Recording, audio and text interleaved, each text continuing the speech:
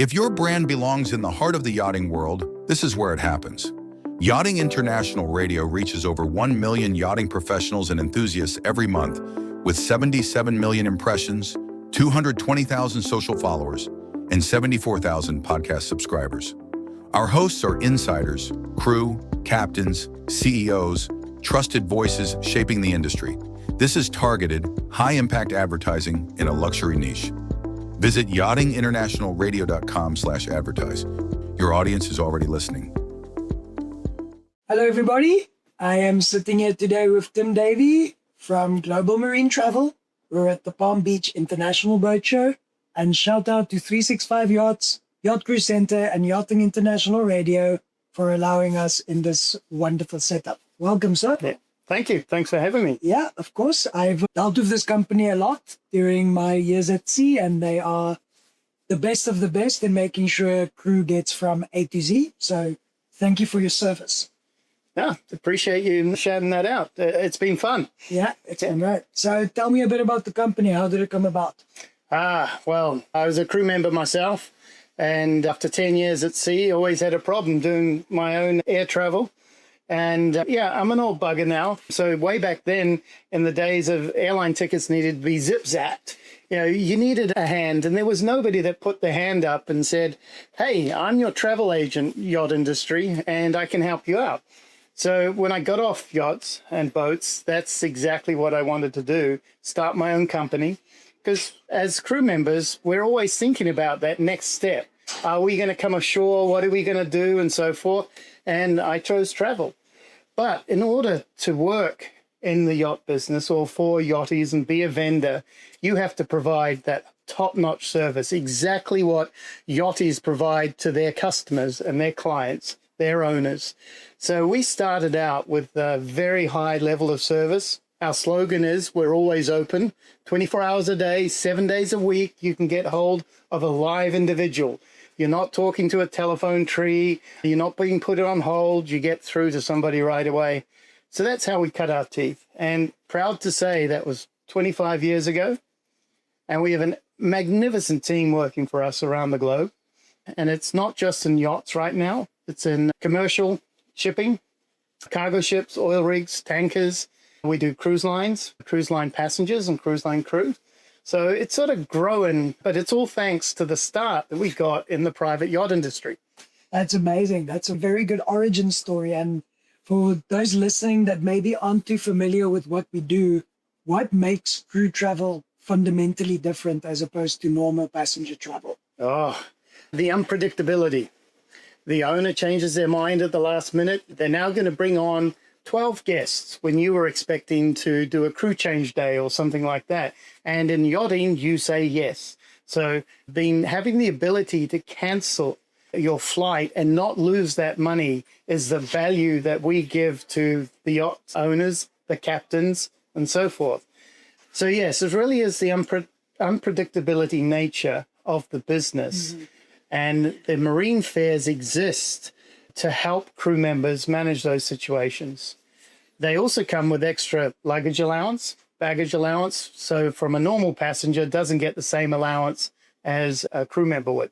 Interesting. Yeah. Let's double click on that a little. So if you say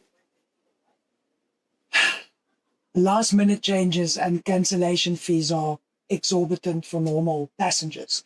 So how does Global Marine Travel help mitigate that? Is there a premium on the booking that helps mitigate the potential cancellation? How does that work? Yes, that's a really good question. Sometimes you will find that we are more expensive than the lowest price that you can find on the open internet. But often those prices come with so many conditions that if you try change and cancel, the airlines will charge you $100 change fee and a rebooking fee, whatever they want to call it. So what we believe at GMT is that a single price covers you for everything.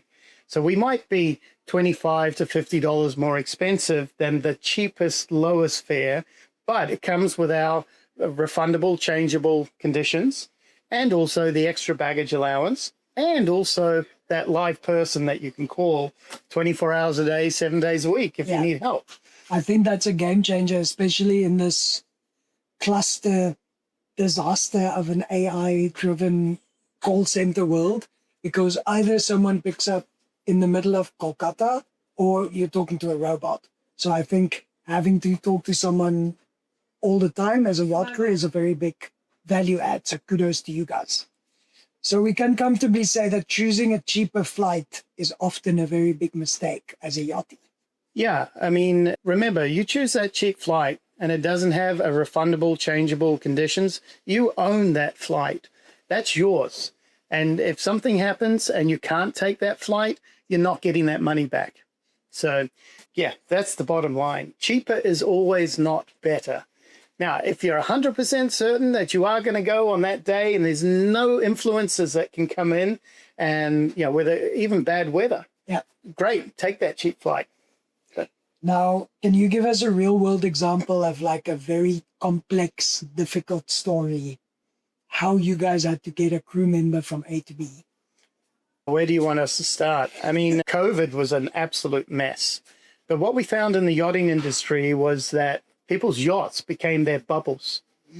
And they still had to operate as if normal conditions. How do you get food into the yacht? How do you get supplies, other supplies? And how do you get crew members to change around? So operating during the COVID era was really difficult. But that's where we learned a lot. And probably the most disappointing thing about that whole thing was that crew members weren't recognized by the governments as essential workers. And I'm not just talking about private yachts, I'm talking about commercial ships as well. Mm-hmm. So we worked with a lot of government organizations and the International Maritime Organization to start getting crew members recognized as essential workers and essential travelers. And once we went through all the red tape connected with that, then we were allowed to use the airlines that were flying to move crew members in and out, mm-hmm. especially to people on the private yachts and wanted to use it during COVID just to keep themselves safe. So, yeah, that's probably the most challenging thing that we've been through. That's very interesting. I wouldn't even thought of that. It feels like a lifetime ago, even though it affected all of us so tremendously during that period. Yeah. Visas. Okay. A lot of us in the private yacht industry, a lot of us are South African or British, or sometimes we require visas to go in and out of countries. Is that something you help mitigate, or how do you approach people that require visas for travel? Yeah, so as GMT, we don't take responsibility for helping you to get the visas. We will give you information on what's needed too.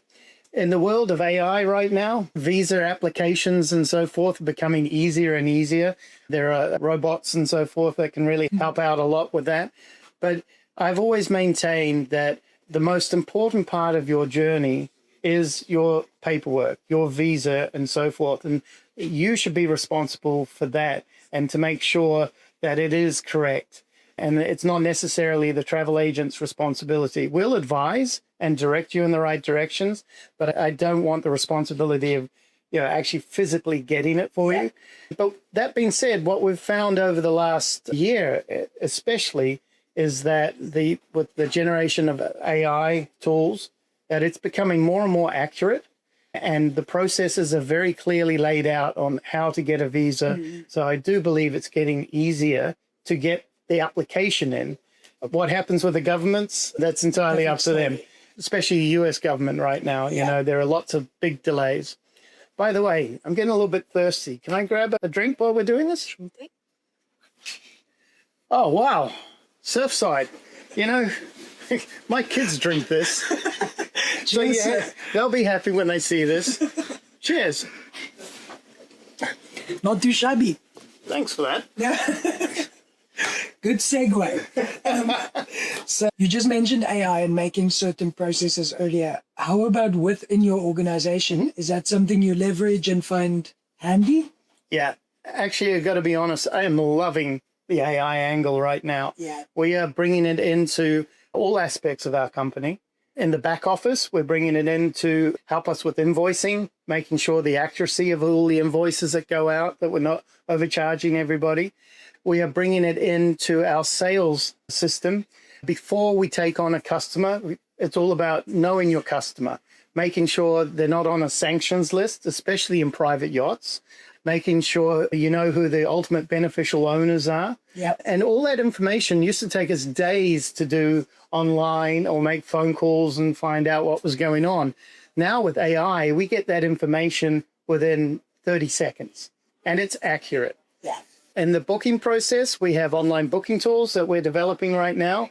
So pretty soon within the yachting industry, we're going to have an online booking tool.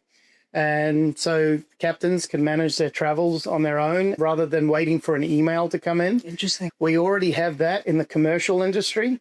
Our product there is called Fly to Sea. And I think we do about 15,000 bookings a month through this touchless.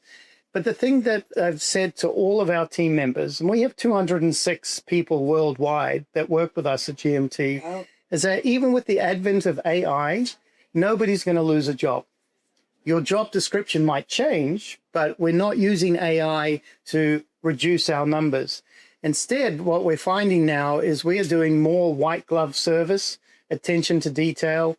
You know, booking an airline ticket isn't just about pressing a button and then here's a ticket and off you travel. There are a lot of things that go on in the background, and we want to make sure that we're watching our travelers through traveler tracking. AI helps us with that as well. So while you're on your journey, if there's going to be a snowstorm along the way somewhere, we'll be proactive, and that's what GMT is all about.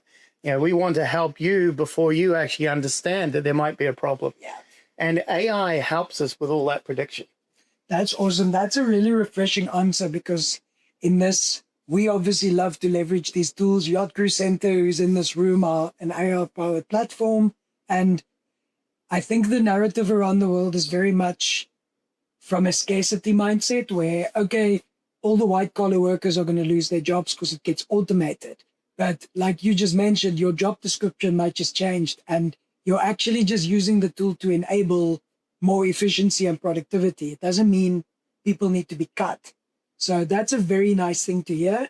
A lot of yacht crew come to me and they ask me, like, what do you think about AI? I'm like, well, you're safe because it's going to take a while for a humanoid robot to be able to do a beach setup, serve a drink, and be bossed around by a billionaire.